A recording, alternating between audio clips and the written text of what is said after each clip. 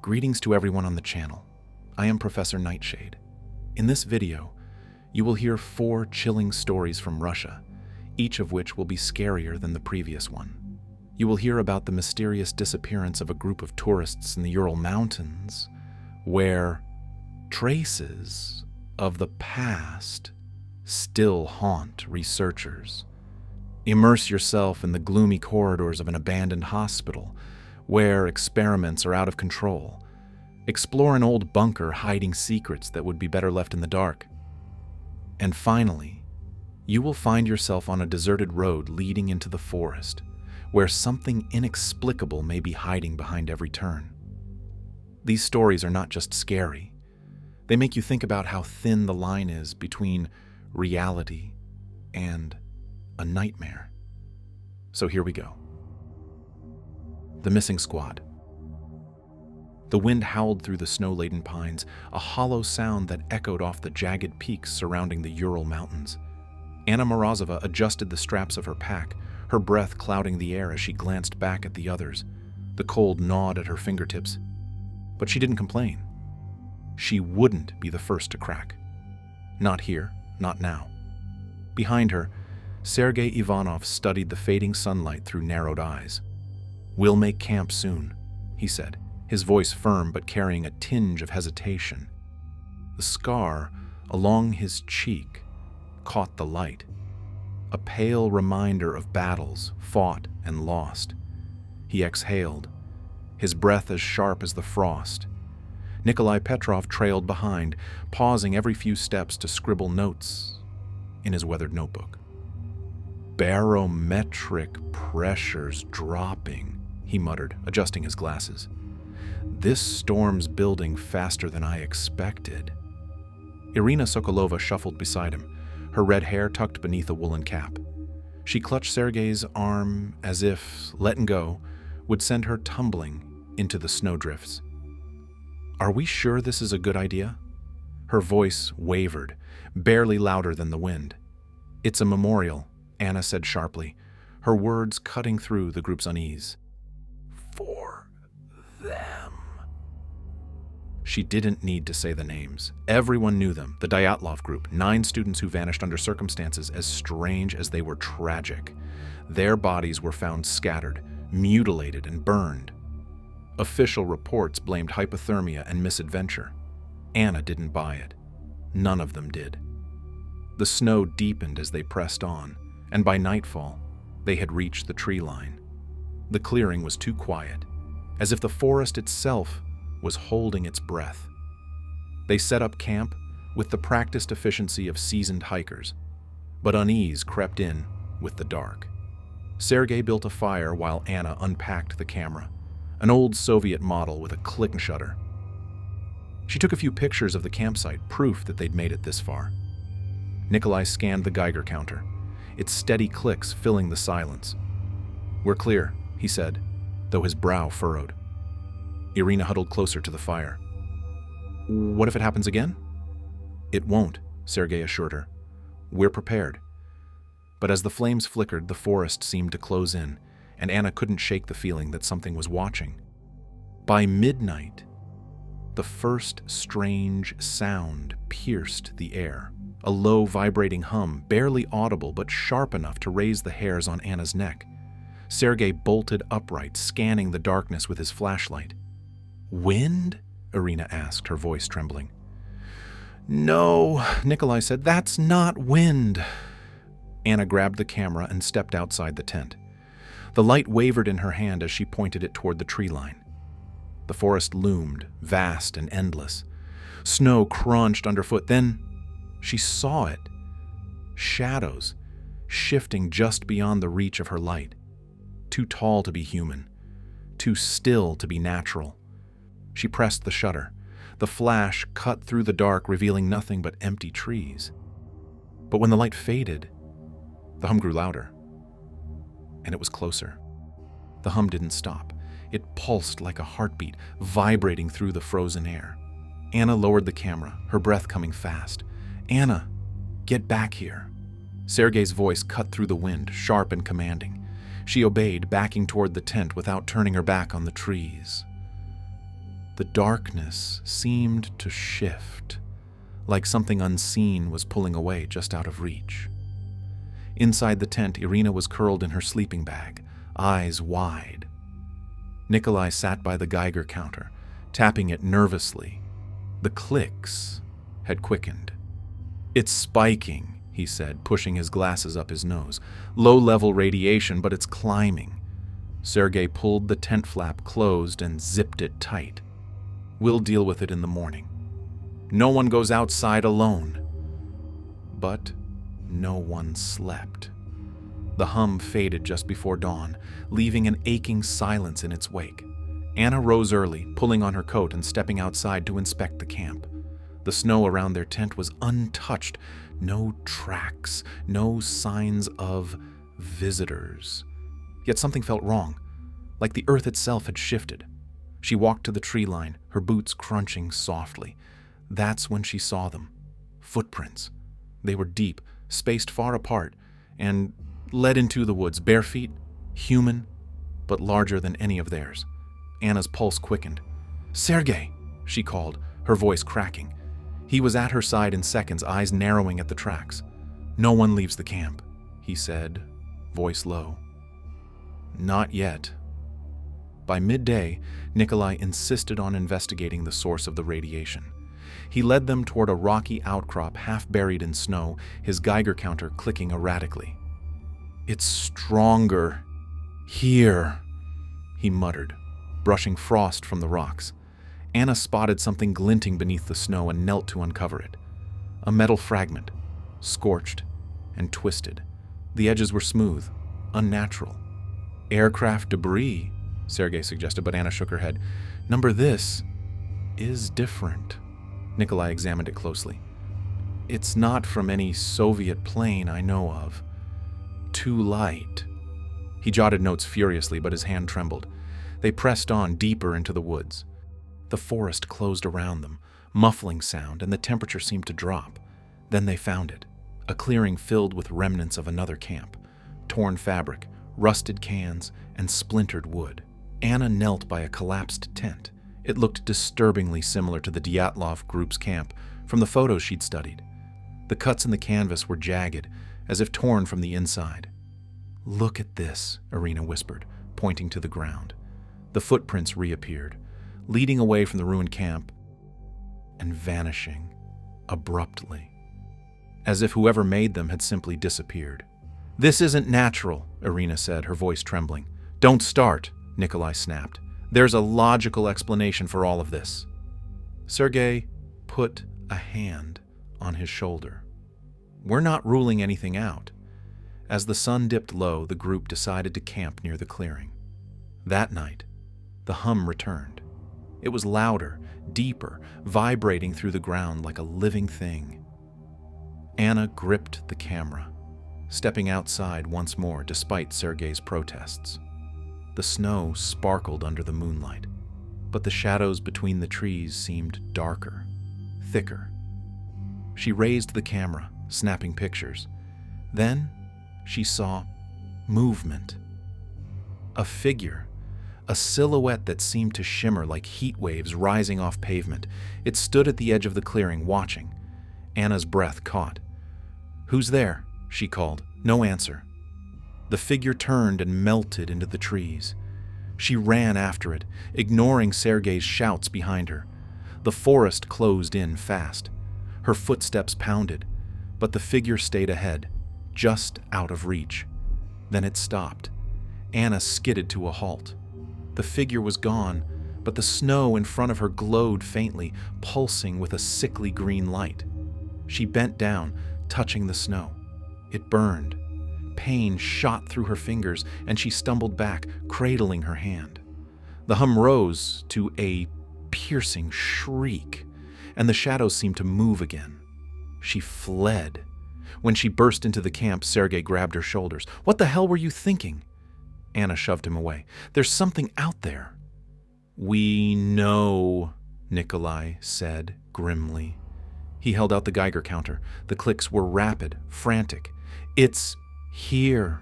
A crash echoed through the clearing, something heavy moving through the trees. Irina screamed. Sergei grabbed the axe, motioning for everyone to get inside the tent. But Anna couldn't look away from the forest. She knew now they weren't alone, and whatever was out there wasn't human. The crash came again, closer this time. Branches snapped, and heavy footsteps crunched through the snow. Anna felt the weight of the axe in Sergei's hands as he stood at the tent's entrance, his body tense. Irina whimpered, clutching at Sergei's sleeve. "It's coming. What do we do?" "We hold the line," Sergei said. "No one panics." But panic was already spreading. Nikolai fumbled with the Geiger counter, its rapid clicks blending with the pounding in Anna's chest. She grabbed the camera, fingers trembling as she aimed toward the noise outside. "Lights out," Sergei hissed. The lantern flickered off, plunging them into darkness. The sound stopped. For a moment, all that remained was the distant hum, now vibrating through the ground like a buried engine. Then the footsteps resumed, circling. Anna could hear it breathing now, slow and deliberate. "Stay quiet," Sergei whispered. But Irina let out a muffled sob. Something scraped against the tent, a sharp, deliberate sound. Anna clenched her jaw, her grip tightening on the camera. She pressed the shutter. The flash lit up the interior for a split second, followed immediately by an inhuman shriek. The tent shuddered as something struck it. Sergei shoved Irina toward the back flap. "Out! Move!" They scrambled into the snow, Anna's boots sinking deep as she ran. Sergei was right behind her, the axe raised, but Nikolai hesitated, grabbing his notebook before diving out. The tent collapsed. Anna turned, snapping another picture. The flash caught something tall and skeletal just beyond the ruins of their shelter. Its limbs were too long, joints bending unnaturally. Its head tilted, featureless except for the faint glow of its skin. It moved. "Run!" Sergei shouted. They tore through the trees, stumbling over roots and snowbanks. Irina sobbed, but Sergei dragged her forward. The hum grew louder, rising into a keening wail that seemed to press down on them. Anna risked a glance back. No footprints followed them. The thing left no trace. They reached a rocky overhang and ducked into a crevice, their breaths ragged. Sergei wedged himself against the opening, gripping the axe tightly. "We can't stay here," Nikolai said, voice shaking. "That thing, it's not an animal." "What is it then?" Irina whispered. Anna didn't answer. She took out the camera and flipped through the photos. The images showed shadows and distortions, nothing clear, but the outlines were there. Tall, humanoid, wrong. Then she found it. A picture of the glowing snow, but this time it wasn't empty. In the background was a structure buried in ice, angular, metallic, and half-submerged. "It's not natural," Anna said, showing the others. Sergei's eyes narrowed. "A bunker? Or a crash site?" Nikolai muttered. "We need to check it out," Anna said. Irina's eyes widened. "No, we need to go back." "Back where?" Sergei snapped. "You saw what it did to the tent." The hum flared again, closer. Anna felt it in her teeth. The thing was coming. "No choice," Sergei said. "Move." They ran, navigating the rocks and snow until the ground sloped downward. The entrance to the structure appeared, half buried and rimmed with frost. Metal doors hung open, twisted like they had been forced apart. This can't be here," Nikolai said. There's no record of, inside," Sergei ordered, pulling Irina with him. The interior was worse than Anna imagined. Rusted metal, broken lights, and dried blood smeared along the walls. Strange symbols were carved into the steel, patterns that made Anna's head ache just looking at them. "It's a lab," Nikolai said, his voice hollow. "This isn't Soviet," Irina screamed. They turned to see her pointing down a corridor. A body lay slumped against the wall, frozen and mummified. Its face was twisted in terror, its hands clutching a shattered Geiger counter. The hum grew deafening. Anna grabbed Irina and pulled her forward. Suddenly, Nikolai staggered, clutching his head. Blood poured from his nose. "We have to leave him," Sergei shouted. "No!" Anna lunged, but Nikolai fell to his knees, convulsing. His eyes rolled back as the hum peaked. His skin began to glow. Then he was gone, disintegrated into light. Irina screamed again, but Sergei yanked her toward the far end of the bunker. Anna followed, her mind reeling. Nikolai was gone. Gone. They found a stairwell leading down. At the bottom was a control room, filled with shattered monitors and papers strewn across the floor. Anna snatched one up. It was a report, written in code but stamped with a Soviet insignia. One line stood out, translated hastily in the margin: "Contact established. Energy source unstable. Containment failed." The hum filled the room, and the lights flickered. Then came the footsteps, slow, deliberate. "It's here," Sergei whispered. Anna gripped the camera. Her heart pounded. She knew this wasn't the end. It was only the beginning. The footsteps echoed closer. Anna clutched the camera, her fingers slick with sweat despite the cold. Sergei raised the axe, standing between them and the door. Irina cowered in the corner, her breath coming in shallow gasps. The lights flickered, casting jagged shadows across the walls. The hum vibrated through the room, rattling the broken monitors. Then the footsteps stopped. Silence.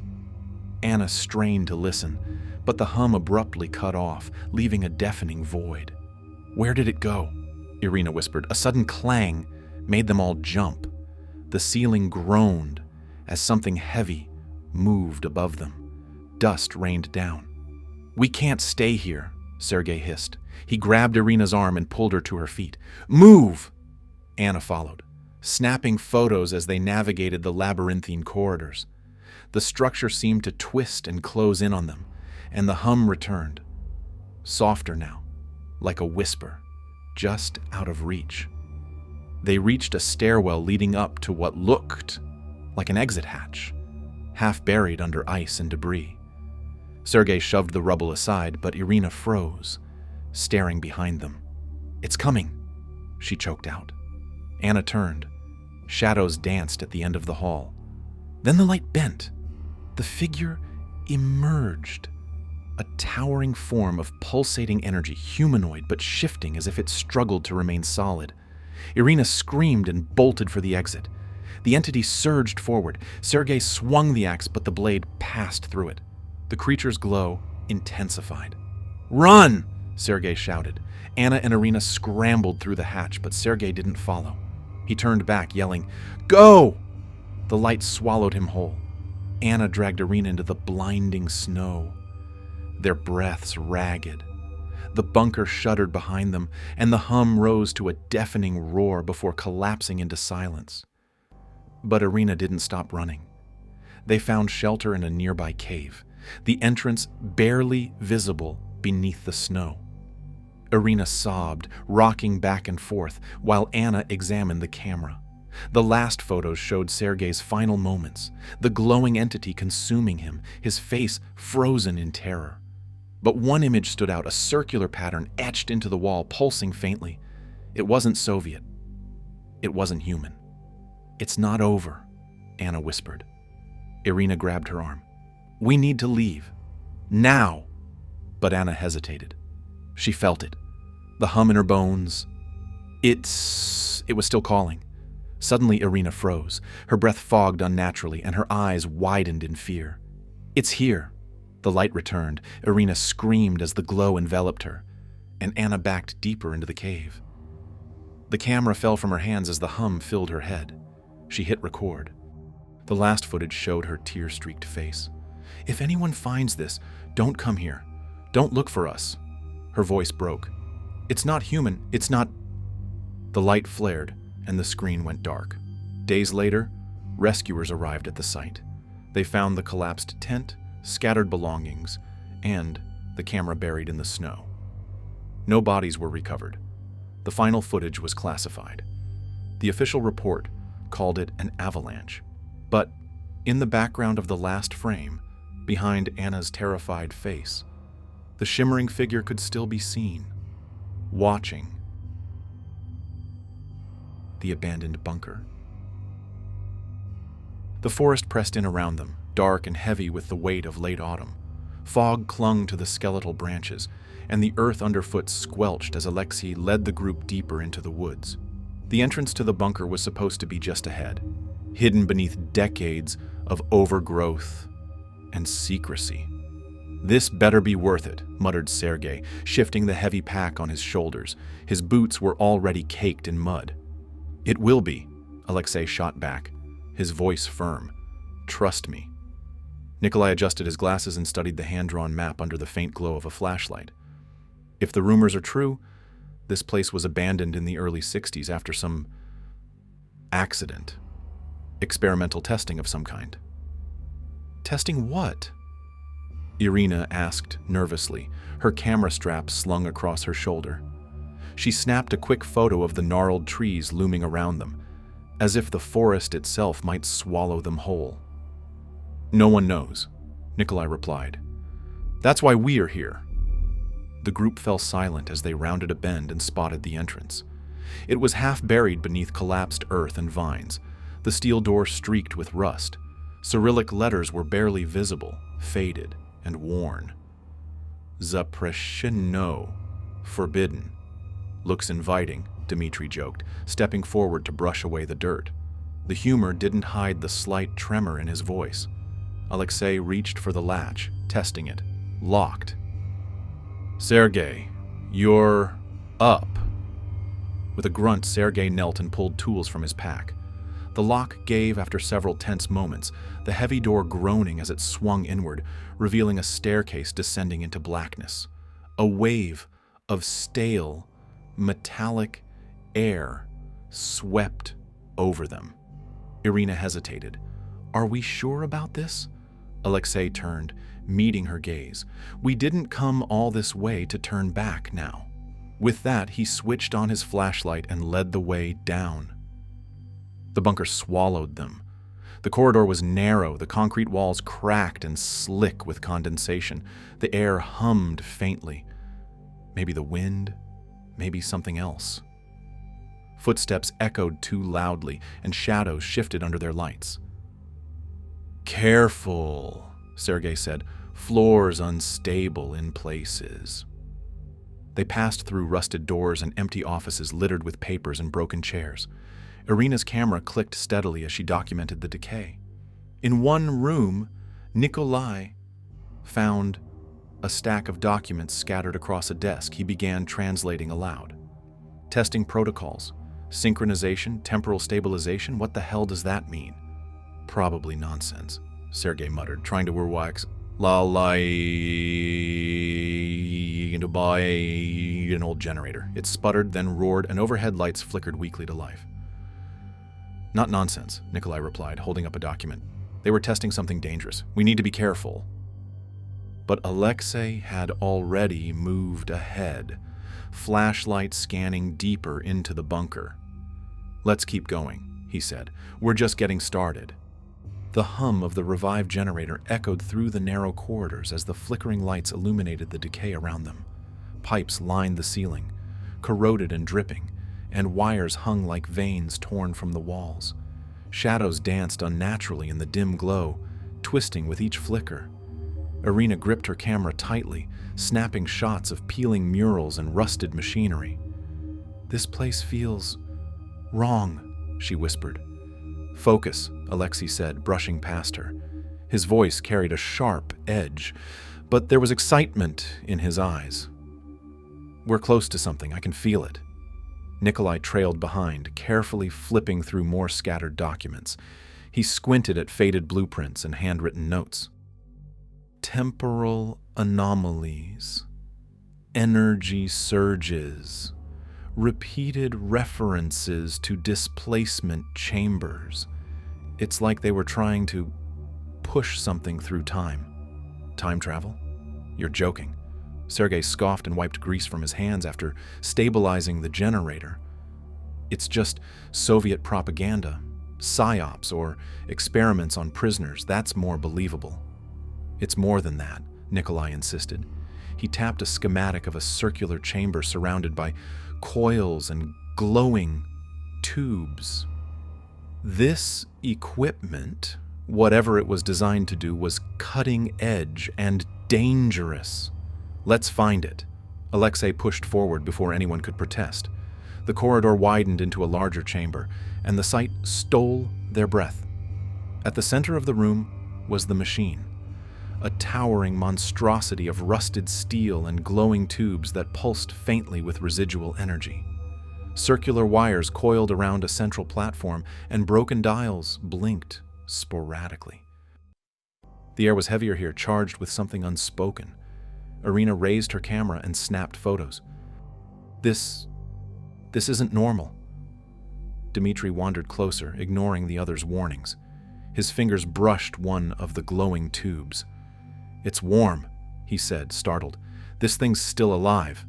"Don't touch anything," Nikolai barked, stepping forward. But Dmitri didn't listen.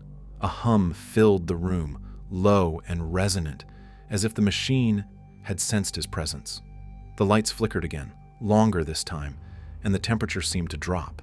A shadow passed across the walls, too large and too fast to belong to any of them. "What the hell was that?" Sergei hissed, grabbing a wrench from his pack. Dmitri turned sharply. "Did you see that?" His voice cracked. "We all saw it," Irina whispered, stepping back. The hum intensified and the tubes flared brighter. Dmitri's shadow stretched unnaturally, doubling and twisting in ways that defied logic. He stumbled, gasping, and then a burst of light. Dmitri screamed. For one terrible moment, they saw him stretched between places, his form flickering like a broken image on a television screen. His voice echoed, layered over itself, words garbled and broken. Then he was gone. "No! Dmitri!" Irina's scream pierced the silence that followed. Sergei ran to the platform, pounding on it with his wrench. "Where did he go?" He turned to Nikolai. "You read those papers. What does this mean?" "I don't know." Nikolai's voice shook, his logical demeanor cracking. "It wasn't supposed to do this. It's broken, unstable. I think he's displaced." "Displaced?" Irina's voice wavered. "What does that mean?" Nikolai hesitated. "It means he's not here, or not now." Alexei's face was pale but determined. "We're not leaving without him. We find a way to bring him back." "This isn't a rescue mission anymore," Sergei snapped. "We need to get out of here before it happens to us." "No," Alexei barked. "I'm not abandoning him." The room fell silent except for the hum of the machine. "We'll keep looking," Alexei said finally, his voice calmer but strained. "We'll figure out what this thing did and reverse it." No one argued, but fear hung heavy between them as they stepped deeper into the bunker, leaving the humming machine behind. The halls seemed darker now, the flickering lights barely holding back the shadows. Irina's camera clicked nervously, though her hands shook. Nikolai kept muttering under his breath, scanning the papers he'd grabbed, searching for answers. Sergei marched ahead, wrench in hand, muttering curses, and then they heard it, a faint cry echoing down the corridor. "Dmitri?" Irina froze. They turned the corner and saw him. He stood in the center of the hall. But something was wrong. His clothes were torn, his hair disheveled, and his eyes wide with terror. "Dmitri!" Alexei ran toward him. "No, don't!" Dmitri's scream stopped Alexei in his tracks. "They're coming!" Dmitri whispered, his voice hoarse and broken. "You have to stop it! You have to!" The lights flickered violently, plunging the corridor into darkness. When they came back, Dmitri was gone again. The corridor felt colder now. The dim light barely pierced the gloom as the group stood frozen, staring at the empty space where Dmitri had been just seconds before. Irina clutched her camera, but her hands trembled too much to lift it. "We need to leave," Sergei growled, his voice low and urgent. "Now!" "No!" Alexei stepped forward, his flashlight beam trembling as it swept over the hallway. "He's still alive. We saw him." Nikolai's voice wavered. That wasn't Dmitri. Not entirely. He gestured to the notes he had clutched like a lifeline. These experiments, they were incomplete. Subjects didn't return intact.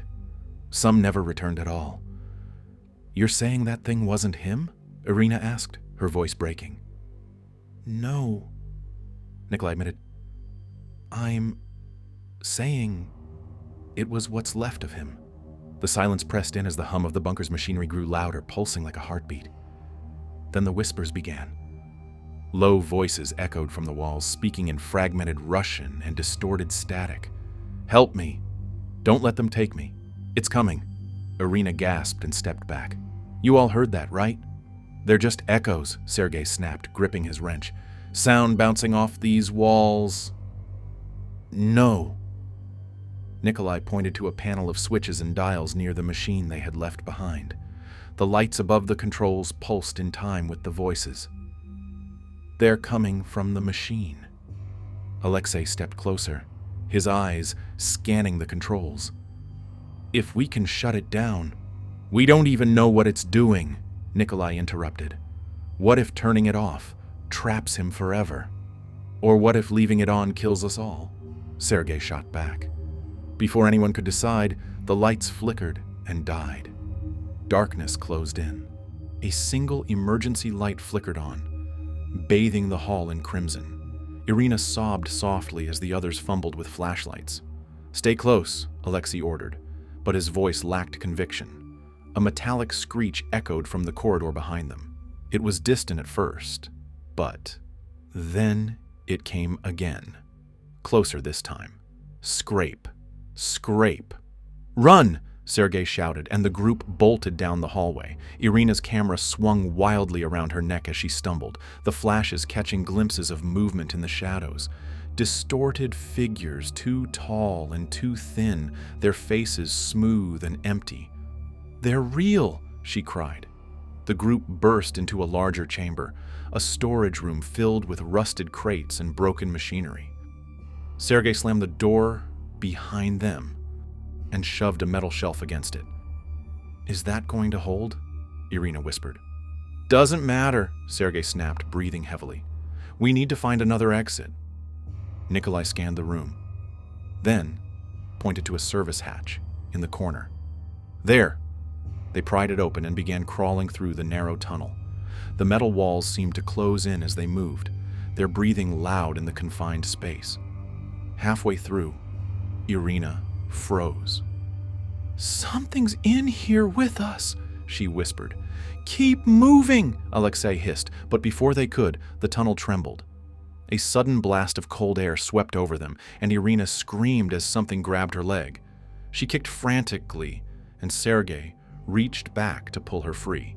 "It's behind us!" Nikolai yelled. They scrambled forward, bursting out of the tunnel into another corridor.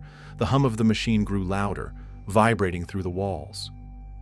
"We're going in circles," Sergei panted. "This isn't right." "The layout's changing," Nikolai said. "The notes mentioned this. Spatial distortions tied to the machine. The longer it runs, the worse it gets." A groan echoed from down the hall, and Dmitri staggered into view again. "No," Irina whimpered. This time his face was gaunt, his eyes hollow and rimmed with shadows. Blood trickled from his nose, and his fingers twitched uncontrollably. "Help! Me!" Dmitri rasped. Alexei reached for him, but Nikolai grabbed his arm. "Don't! Look at him!" Dmitri's body flickered, his outline twisting unnaturally. His mouth opened, but no words came out, only static, like a broken radio. The shadows behind him moved, and the faceless figures emerged. "Run!" Sergei shouted. They fled, the distorted voices echoing behind them. "You shouldn't have come." "It's too late." Bursting back into the chamber with the machine, Alexei spun toward Nikolai. "Shut it down! Now!" "I don't know how," Nikolai yelled, frantically flipping through the documents. Sergei grabbed a wrench and started smashing controls. Sparks flew, and the hum of the machine faltered. Dmitri appeared again, collapsing near the platform, his eyes locked onto Alexei's. "You can't stop it," he whispered. "It's already here." A blinding flash erupted from the machine, and Dmitri vanished again, his scream echoing until it faded. The lights died. For several agonizing moments, there was only silence. Then, the emergency lights flickered back to life. The machine was dead, but the bunker felt wrong. Too quiet. Too still. Where's the exit? Irina whispered. No one answered. Nikolai stared at the machine's ruined controls. I think we broke it, he said finally. Good, Sergei muttered, though his hands still shook. But Alexei didn't look relieved. He stared at the shadows lingering at the edges of the room. We need to leave, now. They ran. The bunker seemed to close in around them, the corridors twisting and shifting as if the walls themselves pulsed with life. The faint echoes of Dmitri's screams still lingered, distorted and distant like whispers carried through time. Irina clutched her camera, though the strap dug into her shoulder. Her fingers trembled too much to take another photo. Nikolai stumbled ahead, muttering fragmented translations under his breath. Sergei led the way, wrench raised, while Alexei stayed at the back. Flashlight beam cutting through the thick shadows that pressed around them. The exit has to be close, Sergei growled, kicking aside debris. But as they turned a corner, their flashlights illuminated the same rusted door they had entered through. It was sealed shut, thick metal and chains wrapped tightly around the handles. This isn't possible, Nikolai breathed. We didn't chain it. The lights flickered. A mechanical hum stirred from deep within the bunker, though the machine they had destroyed lay silent behind them. No, it's dead, Sergei said. We broke it. Then what's making that sound? Irina whispered. A voice echoed down the corridor. Help me! Dmitri. The voice grew louder. You can't leave me! A shadow stretched along the wall, shifting unnaturally. The faceless figures emerged again, smooth and featureless, moving toward them. Go! Alexei shouted, shoving the others forward. Sergei swung his wrench as one of the shapes lunged, but it passed through the figure like mist. Irina screamed as it reached for her, cold tendrils brushing her arm. Nikolai fumbled with the chains, yanking at them as Alexei joined him. Sergei kept swinging, his blows growing weaker, and Irina collapsed to her knees, clutching her camera as if it could protect her. Then the chains snapped. The door groaned as Alexei shoved it open, and light, real light, spilled inside. They scrambled out, collapsing onto the forest floor as dawn broke over the horizon. They didn't speak as they trudged back to the village. Irina refused to look back, but Nikolai kept glancing over his shoulder as if expecting the bunker to follow them. Sergei dropped his wrench on the ground once they reached the main road, staring at it as though he didn't recognize it. But Alexei kept walking. He didn't stop until they reached the first checkpoint. When the authorities arrived, there was no sign of the bunker. The clearing was empty. No door, no chains, no rusted machinery. Just trees and undergrowth, undisturbed. The investigators eyed the group with suspicion, taking statements that would later be dismissed as hysteria. Irina's camera held no photos, and Nikolai's documents were blank. The ink faded to nothing. They were sent home with warnings to keep quiet. Weeks later, Sergei was found wandering outside the village, incoherent and trembling. He ranted about loops and time breaking apart.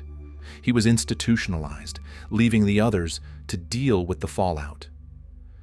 Irina abandoned photography and left Kaliningrad, refusing to answer letters. Nikolai disappeared shortly after, taking the last of the documents with him. And Alexei? He returned to the forest, night after night, searching for the entrance that had vanished. But he never found it. And sometimes, late at night, he swore he could still hear Dmitri's voice. Help me. Forest Road. The narrow road sliced through the dense Karelia forest like a scar, its cracked asphalt barely visible under the dim glow of the car's headlights. Tall pines loomed on either side, their branches intertwining overhead, blotting out the moonlight.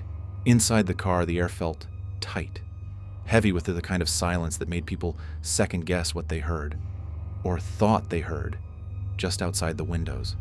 Alexei gripped the steering wheel, his knuckles pale against the leather. This place is a damn graveyard, he muttered, glancing at the dashboard clock. 12:30 10:37 a.m. He forced a chuckle.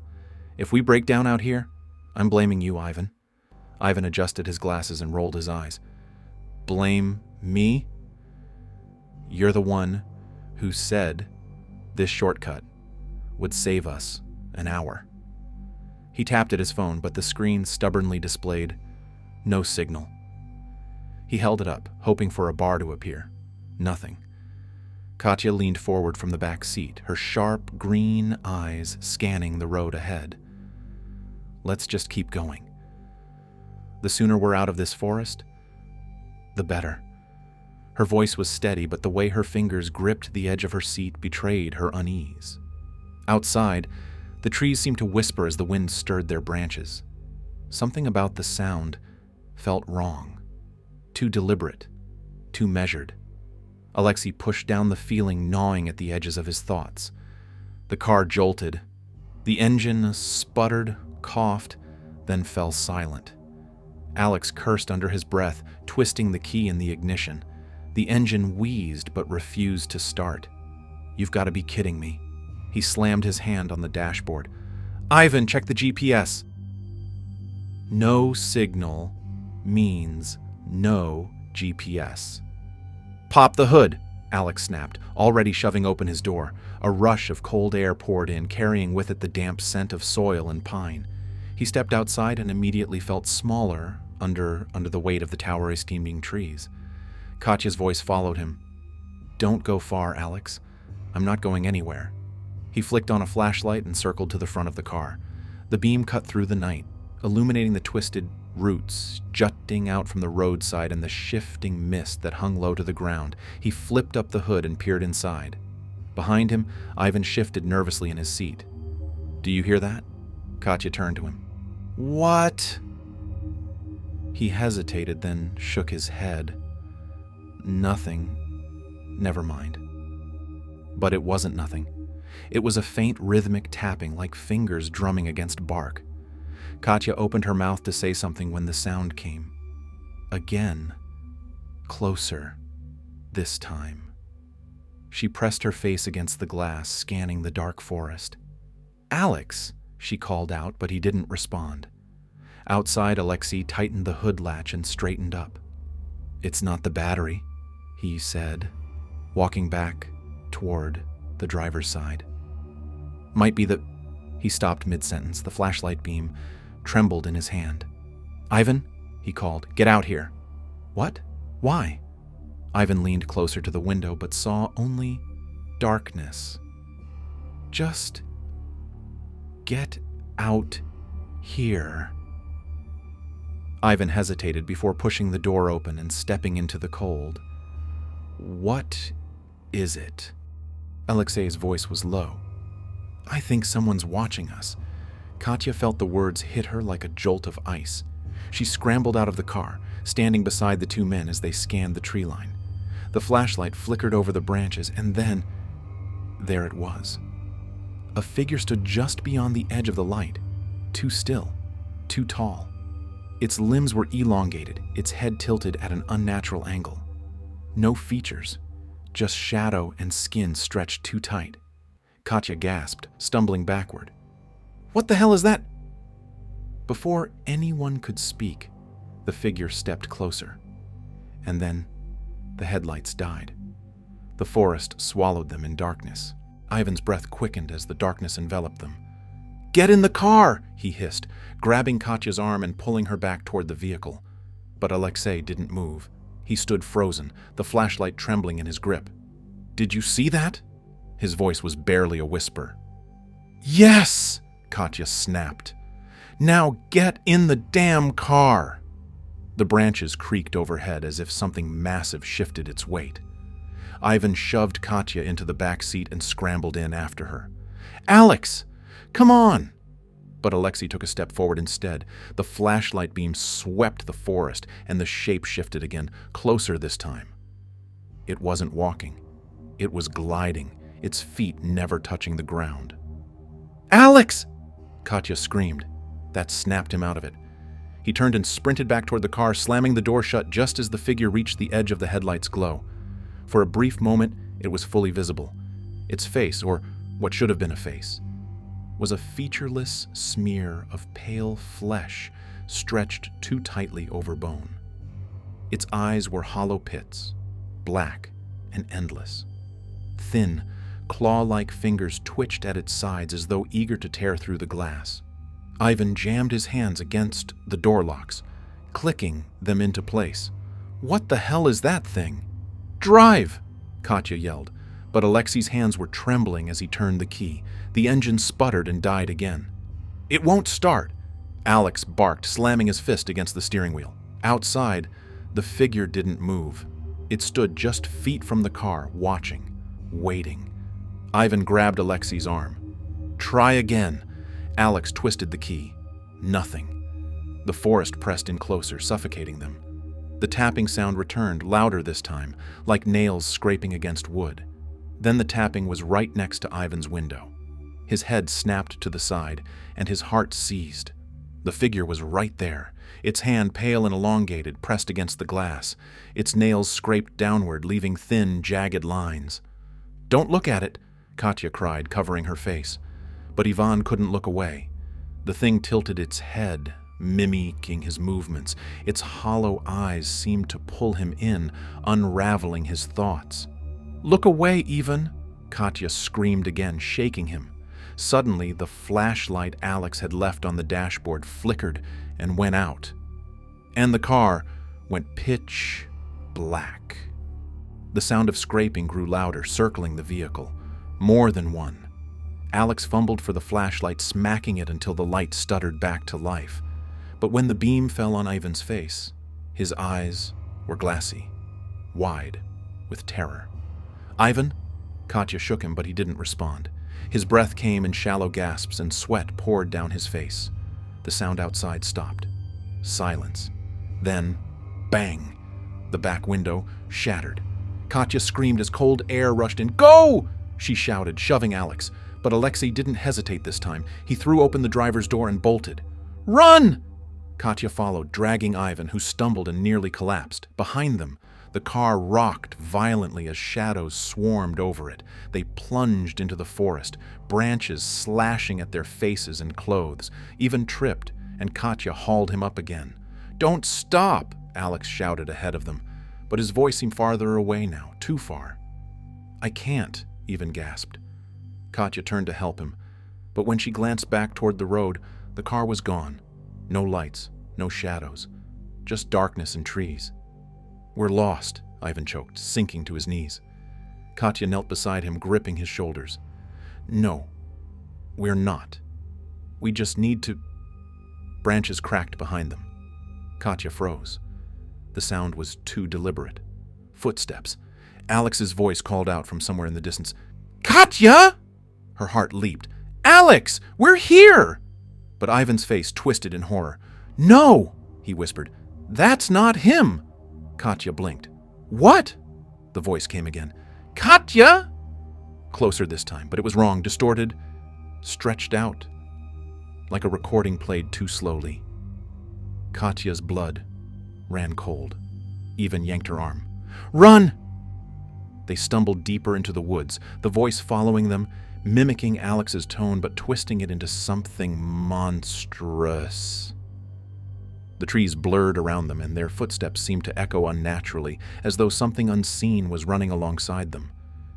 Then Ivan stopped. Katya turned, but he was staring at something behind her. She looked and saw it. Not just one figure now, but several, pale and faceless, emerging from the trees, their arms outstretched. The world tilted, a sharp, piercing noise filled her ears, and everything went black. Katya's eyes snapped open. Her lungs burned as though she'd been holding her breath for hours. Darkness pressed in from all sides, broken only by faint shafts of moonlight filtering through the trees. Her fingers dug into damp soil, and the sharp scent of moss and decayed leaves filled her nose.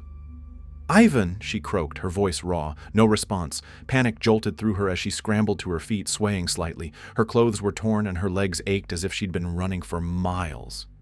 She turned in a slow circle, searching for any sign of movement. The forest was silent, too silent. Even the wind had died. "Ivan!" she called again, louder this time. A muffled groan answered her. She spun toward the sound, stumbling over uneven ground, until she spotted Ivan sprawled against the roots of a massive tree. His glasses were gone, and his face was streaked with dirt and blood. "Ivan!" She dropped to her knees beside him, shaking his shoulder. His eyes fluttered open, and for a moment he just stared at her, wide-eyed and trembling. Then he grabbed her wrist with surprising strength. "It's still here," he whispered. Katya's heart thudded. "What is—" Ivan shook his head violently, pressing his hands over his ears. "I don't know. I don't know. It's watching us." A sudden crack of branches snapped their attention toward the shadows. Katya grabbed Ivan's arm, pulling him upright. "We have to move. Now." They stumbled forward, their footsteps crunching on fallen leaves. Each sound felt magnified in the oppressive silence. Then the whispers began. Low and guttural, they slithered through the trees like voices carried on the wind. Katya froze, her grip tightening on Ivan. "It's not real," she muttered under her breath. "It's not real." But Ivan's wide-eyed stare said otherwise. Ahead, the forest opened into a clearing. Moonlight spilled across the space, revealing a small, crumbling wooden structure, a hunting cabin, half collapsed and covered in moss. "There!" Katya pointed. They sprinted toward it, shoving the door open and slamming it shut behind them. Dust billowed in the beam of Ivan's flashlight, which he had somehow managed to hold onto. The cabin was barely intact. Gaps in the walls let in slivers of moonlight, and the roof sagged ominously. But it felt safer than the forest. For the moment, Ivan collapsed against the wall, his breaths ragged. "What the hell is happening, Katya?" "I don't know," she said, trying to keep her voice steady. "But we're not staying here." A scratching noise broke the silence. It came from the far corner of the cabin, just out of sight. Katya held up the flashlight, her hands trembling. The beam swept the corner and stopped. Something moved. It was small at first. A pale hand, thin and clawed, reaching out from the shadows. Then another, and another. Katya staggered back as the figures emerged, 3 of them crawling low to the ground like animals. Their hollow eyes locked onto her. "Run!" she screamed. But Ivan didn't move. The creatures lunged. Katya grabbed a splintered wooden beam from the floor, swinging it wildly as the first figure came at her. The beam cracked against its head, but it barely flinched. "Ivan!" she shouted. But he was still frozen, his mouth opening and closing without sound. The creatures closed in, their hands clawing at her clothes, dragging her down. She screamed and thrashed, kicking and swinging until one of them suddenly stopped and recoiled. Light. The beam of Ivan's flashlight hit its face, and the creature shrieked, scrambling back into the shadows. "Keep the light on them!" Katya shouted, dragging herself to her feet. Ivan snapped out of his trance, aiming the flashlight at the remaining figures. They hissed and retreated, vanishing into the cracks in the walls. "We need to go," Katya said, grabbing Ivan's arm. They bolted out of the cabin, plunging back into the forest. The whispers followed them, growing louder and more disjointed. Katya felt the world tilt again, the trees twisting unnaturally, their branches reaching down like hands. Ivan stumbled, and Katya hauled him upright. "Don't stop!" But it was too late. A dark shape loomed in front of them, blocking their path. It was larger than before, its limbs stretched and jagged. Its face rippled as though trying to form features, but failing. The flashlight flickered. Katya gripped Ivan's hand. "Don't look at it," she whispered. The figure moved closer. The flashlight died. Katya felt Ivan's hand slip from hers. She turned, reaching for him, but all she felt was cold air. "Ivan!" The whispers rose to a deafening pitch and the world went black again. Katya awoke to the cold touch of damp earth against her cheek. Her body ached, her limbs heavy and unresponsive. For a moment, she couldn't remember where she was. Then the memories slammed into her. Shattered glass, hollow eyes, Ivan's scream. She sat up too quickly, her head spinning. Pale, morning light filtered through the trees, soft and surreal, as though the nightmare had dissolved with the night. But the forest was still. Too still. "Ivan?" Her voice cracked, barely more than a whisper. No answer. She staggered to her feet, scanning the clearing. Nearby, Ivan lay sprawled on the ground, his body half covered in dirt and leaves. Katya rushed to him, shaking his shoulder. "Ivan! Wake up!" His eyes fluttered open, but they were vacant, unfocused. He didn't speak, didn't react. His gaze was fixed on something beyond her, something unseen. "Ivan?" She shook him harder, but it was no use. He was breathing, but it was shallow and mechanical, like he wasn't really there. Tears burned her eyes. "No, no, no, stay with me." Movement in the distance caught her attention. Her breath hitched as she spotted figures among the trees, pale, thin shapes drifting just out of focus. She clutched Ivan's arm and tried to pull him up, but he didn't move. "Please," she begged, her voice breaking. "Get up!" The figures moved closer, their outlines sharpening, but before they reached her, the sound of an approaching engine pierced the silence. Headlights. Katya turned toward the road just as a battered old truck came into view. Two men jumped out, shouting in Russian. She tried to speak, but her voice failed her. The men reached her, pulling her and Ivan toward the vehicle. Katya's vision blurred as adrenaline bled out of her system, leaving only exhaustion and terror. They were taken to a nearby hospital. Katya sat in a sterile white room, wrapped in a thin blanket. Ivan lay in a bed beside her, unresponsive, staring blankly at the ceiling. The doctors asked questions: how she'd been found covered in blood that didn't match hers, why her pupils wouldn't respond properly to light, where Alexei had gone. But Katya had no answers. She couldn't explain the whispers, the shapes in the forest, or the thing that had taken Alexei. Shock, they said, severe trauma. But Katya knew better. Later, a police officer approached her, his expression grim. "We found no trace of your friend," he said, referring to Alexei. "Just these." He placed a plastic evidence bag on the table. Inside were fragments of torn clothing and scraps of flesh. Not human. Katya flinched, her gaze falling on Ivan. He hadn't moved since they brought him in. "We also found tracks," the officer continued, lowering his voice. "Footprints. They lead deeper into the forest. And claw marks on the trees." Katya's breath hitched. "What kind of claw marks?" The officer hesitated. "We don't know." That night, Katya sat alone by Ivan's bedside. The hospital lights flickered just for a moment, and her heart seized. She turned toward the window. In the reflection, behind her, a pale figure stood at the edge of the room, watching. Hospital wing. The hospital in Tver stood like a forgotten relic, its gray concrete walls weathered by decades of wind and rain. Built during the Soviet era, it loomed over the city's outskirts, a towering reminder of an age when utility eclipsed beauty. Now, in the dimming light of autumn, scaffolding clung to its facade like the bones of a skeleton, and the buzz of drills echoed through its empty corridors. Sergei Ivanov leaned against a stack of plasterboard, wiping sweat and dust from his brow. The renovation project had dragged on longer than expected, and patience among the crew was running thin. He glanced at his phone, another missed call from his wife. He didn't answer.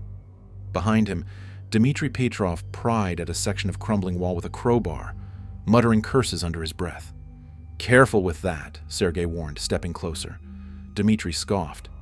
You think the wall's going to collapse? We've been hacking through this place for weeks.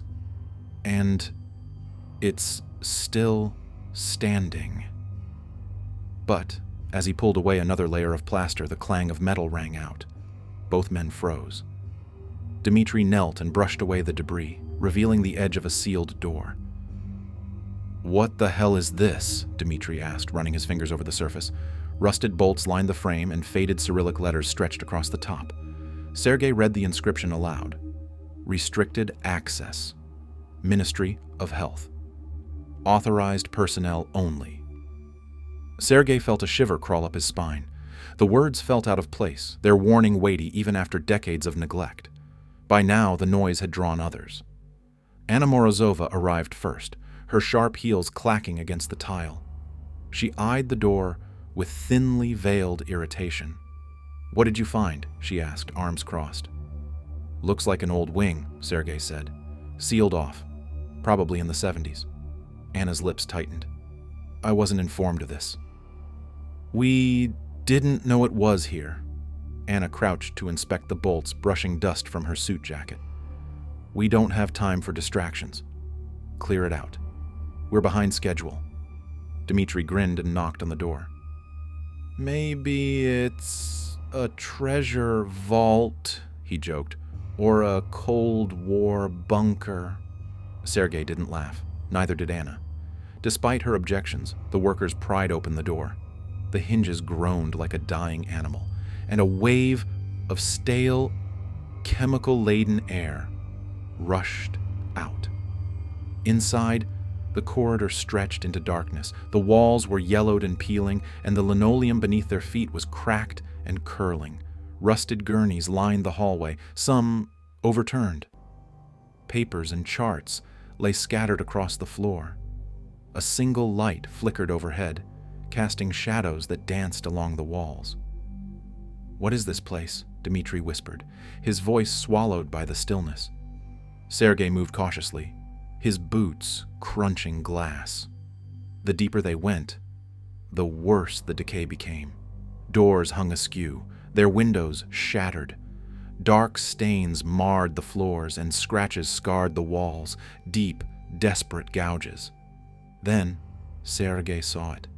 A chair bolted to the floor, its leather straps frayed but intact. A metal tray beside it held rusted scalpels and syringes. His stomach turned. This isn't right, he said, stepping back.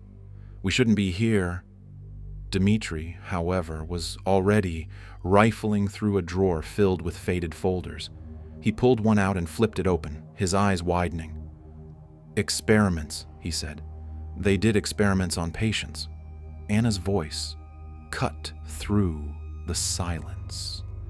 We reseal this now. But Dmitri didn't move. He stood frozen, staring down at the folder as if he'd glimpsed something he couldn't unsee. Farther down the hall, Yuri Kozlov's voice echoed. Guys, did you hear that? They turned to see Yuri standing near an open doorway. Beyond it, the darkness seemed deeper, almost alive. And then the light overhead flickered and went out. The dim beam of Sergei's flashlight swept across the walls, illuminating the jagged scratches carved deep into the plaster. He didn't want to move any farther, but Yuri had already stepped through the doorway, his silhouette swallowed by the shadows beyond. Yuri! Sergei barked. Get back here now! Yuri didn't respond. Dmitri hesitated, clutching the folder of patient records like a talisman. I told you this place wasn't right. Sergei gave him a hard look. Stay close. The two men followed Yuri's path into the darkness, their footsteps echoing too loudly in the confined space. The smell of mildew and rusted metal grew stronger. Ahead, Yuri's flashlight beam danced erratically along the walls before vanishing around a corner. Yuri! They found him in what appeared to be a treatment room. The walls were covered in faded green tiles, many cracked or missing.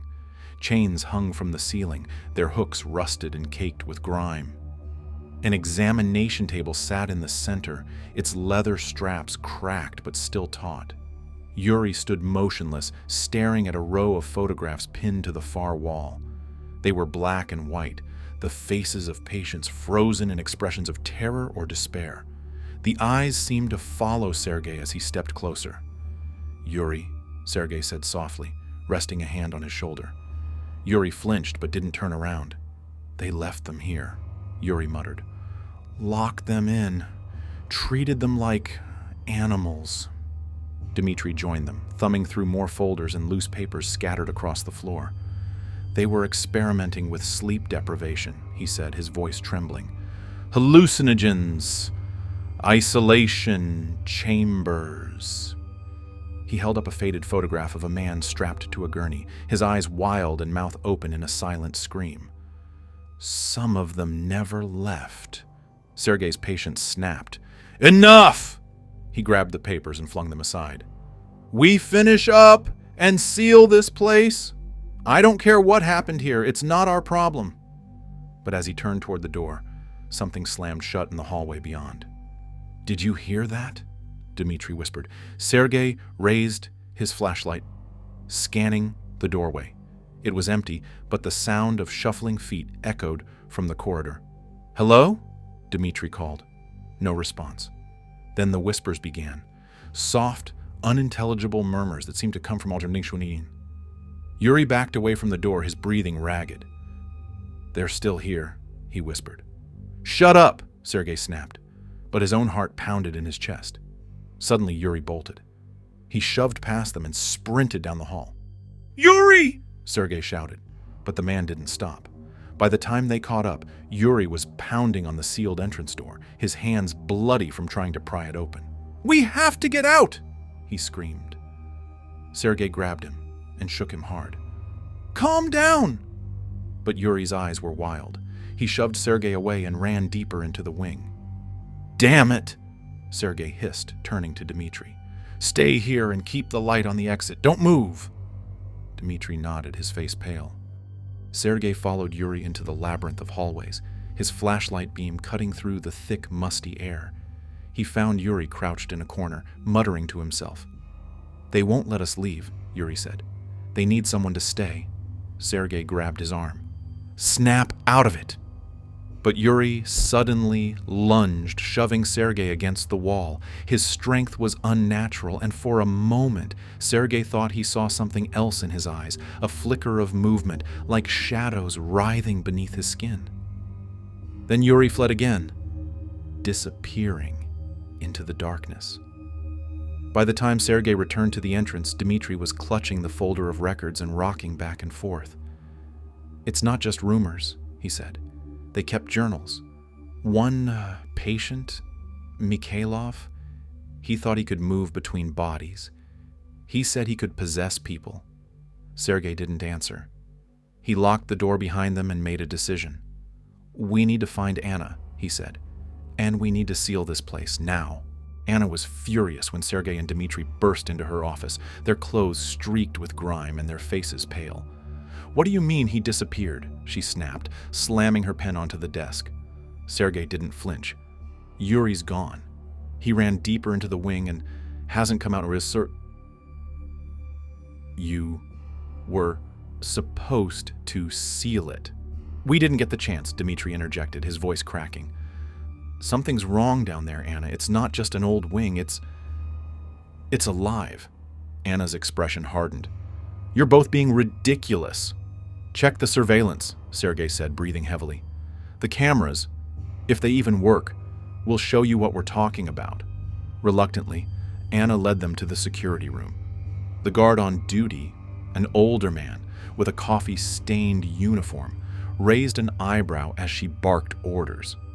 Within moments, the screens flickered to life, displaying grainy black and white footage of the hospital's lower levels. "There," Dmitri said, pointing to the screen showing the sealed wing.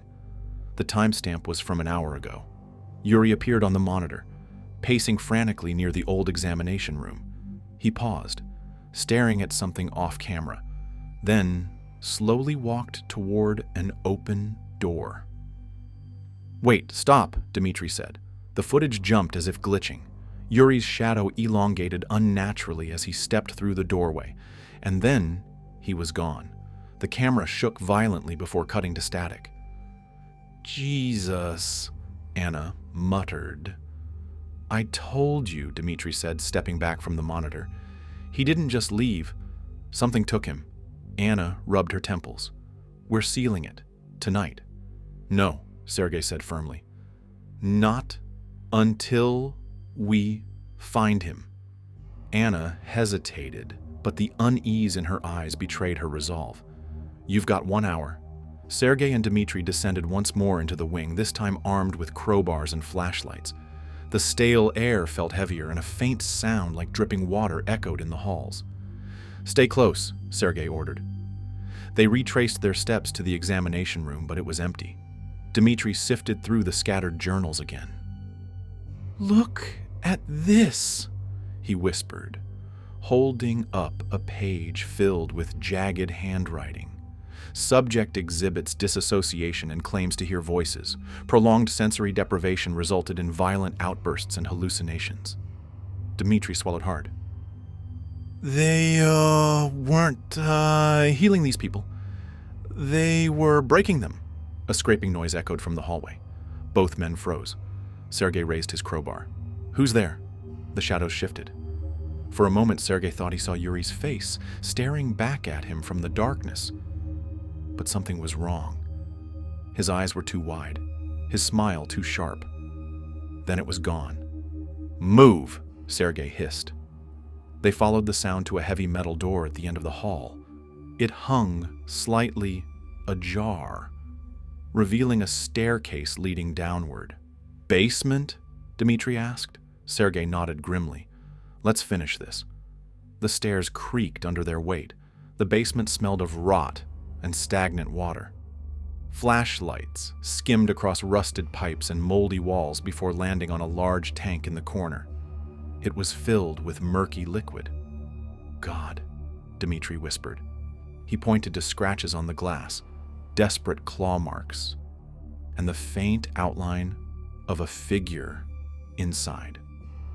Before Sergei could react, the tank shifted and the liquid inside rippled violently. No way, Dmitri breathed. Then the glass shattered. The water rushed out, flooding the floor, and from the wreckage emerged a pale figure.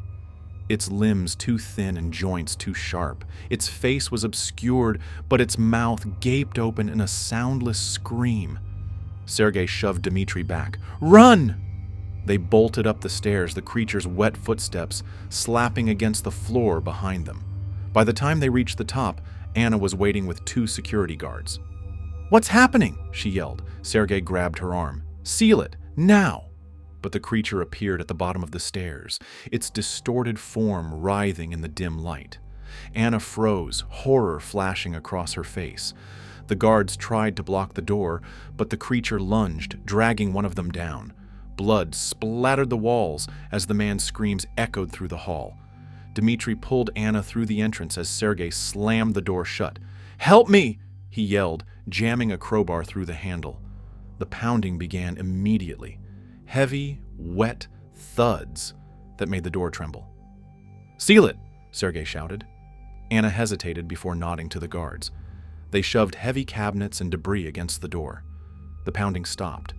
For a moment, silence returned. Then the whispers began again, louder this time, rising from the cracks in the walls. The whispers grew louder, an incomprehensible symphony that seemed to pulse through the very walls of the hospital. Anna clutched her head, her knees buckling as Sergei and Dmitri dragged her away from the sealed door. We can't stay here, Sergei said, his voice strained but firm. That thing... it's not going to stop. What is it? Anna gasped, her professional facade shattered. Not what. Who? Dmitri said. He held up the journal, his hands trembling. Mikhailov. He wasn't lying.